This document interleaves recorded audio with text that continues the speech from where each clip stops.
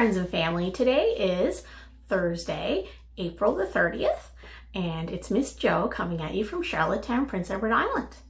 So yesterday we started to talk about growth mindset, and I was using a resource called Big Life Journal that I'm continuing to use today, and you can find that on biglifejournal.com. And so remember, a growth mindset is all about believing that you can make things better, or that you can learn things, or grow some skills that you don't currently have. And I use the example of when we were babies, our parents had to do everything with us, but we really had a growth mindset when we were babies, and we believed that we could walk, and so now we can. And everything in our lives that we've accomplished, that we've ever moved forward and learned from mistakes and done better, then those things were accomplished through us having a growth mindset. So today I'm going to talk a little bit about growth mindset statements, and I'm going to link them back to when we were talking about positive self-talk when I was doing the Counselor Carey cards.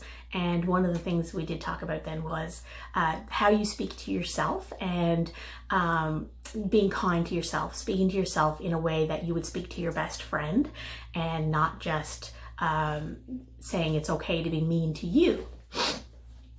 So growth mindset statements have that at the core of them is self-talk and being kind to yourself. So growth mindset statements, it's I can change my mindset with my words. So words really matter. Words are important.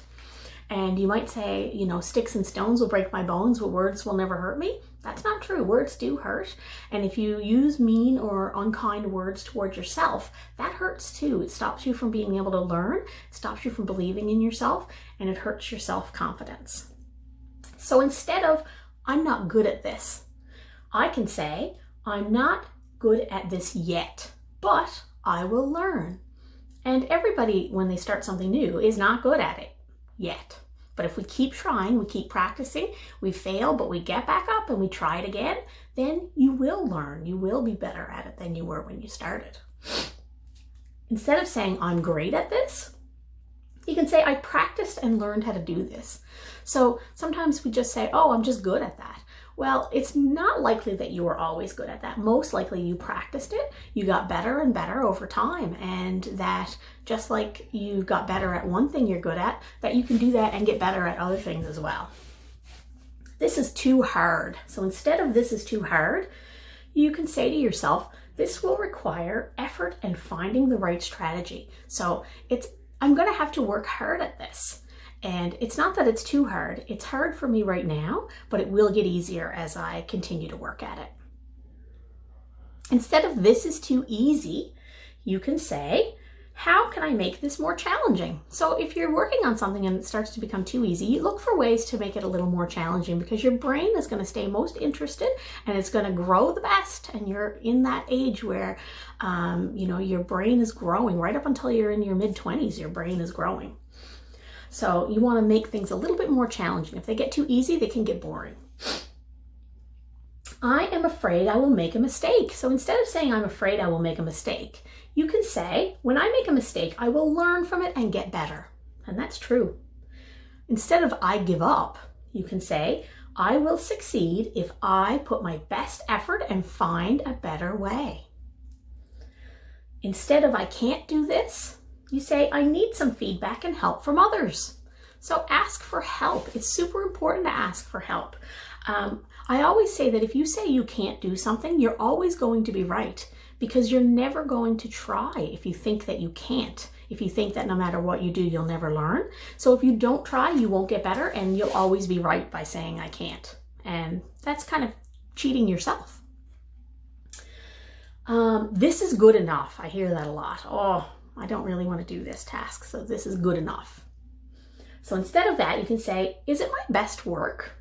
Can I improve it? So if you always look at just ask yourself, is it your best? If it's your best, but it's still not as good as somebody else, that's fine. That doesn't really matter what somebody else is doing, as long as it's your best. That's what people expect from you. So instead of I won't try because I might fail, you can say, if I fail, I can try again until I succeed. So failure isn't isn't something that happens and then it's done. Failure is like part of a process that you try something, it doesn't work out, and you know, if you try it again, yeah, I guess you have failed, because you if you don't try it again, I guess you have failed because you've decided that you're not going to ever do it. You're going to say, I can't. But as long as you try again, you've never failed.